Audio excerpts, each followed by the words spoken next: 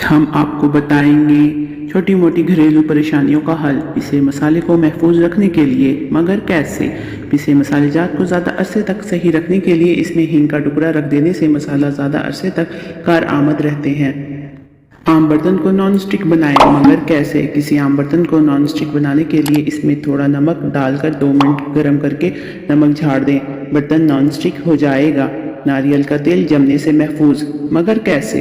अक्सर नारियल का तेल सर्दी की वजह से जम जाता है, जो परेशानी का बाइस बनता है और फौरी इस्तेमाल में नहीं आता। अगर नारियल के तेल में 8 से 10 कतरे कैस्टर ऑयल के कतरे मिला दिए जाएं तो तेल नहीं जमेगा। सर्दियों में दही जमाना, मगर कैसे? गर्म दूध में दही का झाग लगाते वक्त 2 अदद हरी मिर्चें दरमियान में लंबाई के रुख काट कर दूध में शामिल कर दें। दूध वाले बर्तन को गर्म कपड़े में लपेट कर 6 से 7 घंटे के लिए रख दें। दही गाढ़ा और मीठा जमेगा। दही इस्तेमाल करने से पहले हरी मिर्चें निकाल दें। जली देगची को चमकाना, मगर कैसे? देगचियां जलकर गर्म या बिल्कुल स्याह हो जाएं तो चूल्हे को तेज आंच पर जलाएं और मुतासरा देगची औंधी करके चूल्हे पर चंद मिनट के लिए रख दें, फिर उतार कर मांझ लें। देगची चमक उठेगी।